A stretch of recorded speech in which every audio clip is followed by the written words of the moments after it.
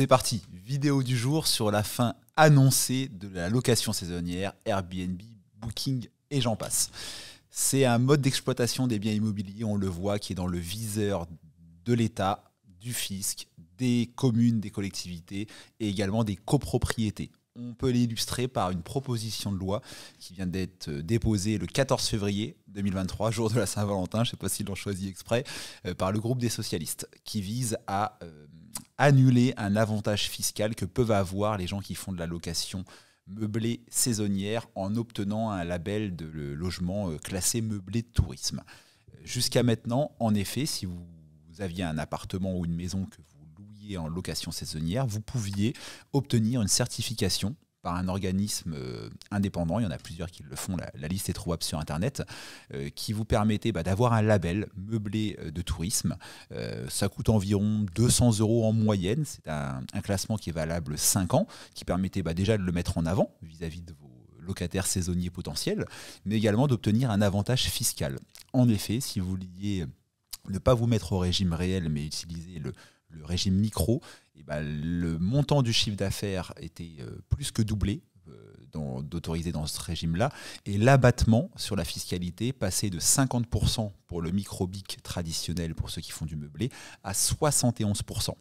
Donc évidemment, ça intéressait tout un tas de personnes qui ne voulaient pas passer au réel parce qu'il n'y avait pas d'intérêt ou alors pour des raisons de simplicité et qui se disaient 71% d'abattement, c'est quand même beaucoup, on est taxé que sur 29%, donc ça va, on lance ça. Et donc cette proposition de loi du groupe des socialistes vise à annuler cet avantage-là pour justement, on le voit bien encore une fois, réduire l'effet massif qu'on a dans les grandes villes. C'est pas les gîtes ruraux qui sont visés par cette proposition de loi, c'est plutôt la mode qu'on a dans les grandes villes d'investir dans l'immobilier pour faire de la location saisonnière avec tout un tas de problèmes que ça engendre, monter des prix de l'immobilier, ça c'est clair et net, c'est flagrant. Problème dans les copropriétés, et je vais en parler également. Et ça c'est par contre un débat dans lequel je ne vais pas me lancer, mais on peut aussi parler de mettre en avant, c'est ce qu'on entend, concurrence aux hôteliers, etc. Alors moi, depuis que je fais de l'immobilier depuis 2007, pourquoi je ne conseille pas à mes clients de se lancer dans la location saisonnière? Je n'ai pas dit que je déconseillais, mais je ne conseille pas. Parce que c'est pour moi quelque chose qui est amené à se complexifier avec le temps. Quand je conseille la location nue à des clients, avec le déficit foncier, etc., je sais que c'est pérenne. Ça fait 16 ans que je fais de l'immobilier, et en 16 ans, grosso modo, les règles, les modes de calcul, et ainsi de suite, n'ont pas bougé. La location meublée, j'en suis un petit peu moins fan pour des choses que j'ai déjà traitées en vidéo, mais c'est pareil, c'est un régime qui est assez stable. La location saisonnière, on le voit, on rajoute à chaque fois des couches de réglementation, nombre de nuitées, suppression de certains avantages, et je ne parle pas de tous les problèmes que l'on rencontre dans les copropriétés. Moi, quand je vends un bien immobilier à quelqu'un qui va faire de la location saisonnière dedans, parce que je ne peux pas lui interdire évidemment, je lui conseille d'être très prudent sur le règlement de copropriété. Et j'entends souvent non, mais je ne prends pas de risque. Dans la copro où j'achète, il y a 20 ou 30 logements et il y en a déjà un ou deux qui font de la location saisonnière.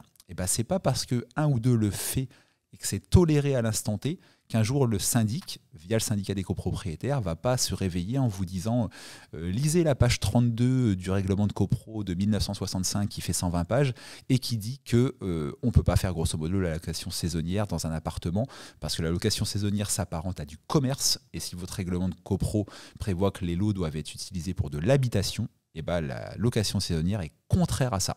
Et franchement, quand on étudie les règlements de copropriété, 8 fois sur 10, 9 fois sur 10, on voit que la location saisonnière en étage en copropriété est interdite ou pourrait l'être. Pourquoi je dis en étage? Parce qu'on a souvent un traitement différent pour les logements qui sont classés au rez-de-chaussée et qui sont plus facilement assimilables à des commerces ou à des transformations de commerce. Ma vidéo du jour avait pour but de réagir à une actualité, proposition de loi, donc évidemment c'est pas fait, mais ça montre quand même que la location saisonnière est dans le viseur.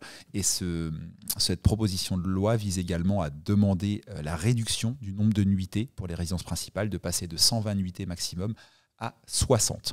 Donc ceux qui projettent d'investir dans les prochaines années en location saisonnière, faites-le en sachant que le régime va se complexifier, que la fiscalité va augmenter et ne calculez surtout pas votre taux de rentabilité sur 15 ou 20 ans par rapport à des calculs actuels. Parce qu'on le verra, ça va se compliquer. Et moi, je ne suis pas de ceux qui va vous dire que vous allez devenir rentier dans l'immobilier en 2 ans grâce à la location saisonnière.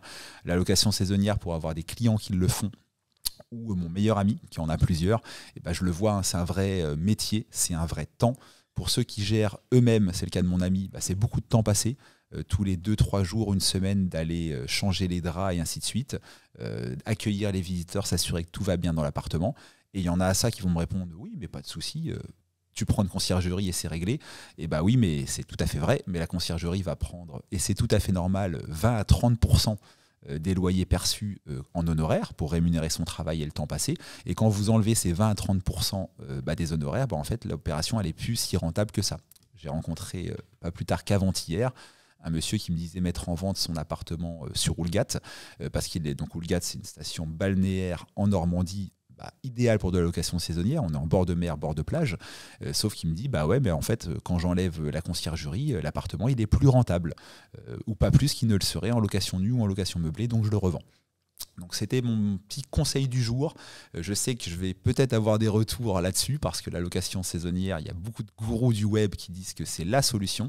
Alors moi, je ne vais pas vous dire que ce n'est pas le cas, je ne vais pas vous dire que c'est faux, mais soyez conscients que dans les années qui viennent, ça va se compliquer, et également que c'est un vrai métier, que vous allez y passer beaucoup de temps. Il est possible de gérer 5-10 biens immobiliers en location nue en y passant moins d'1 heure par mois. C'est complètement faux en location saisonnière, il faut juste être conscient de ça. N'hésitez pas à poser vos questions en commentaire, j'y réponds toujours. N'hésitez pas à regarder mes autres vidéos sur YouTube. Vous tapez La Minute du Propriétaire ou sur TikTok, les conseils en IMO de Patoche. Ciao, bye.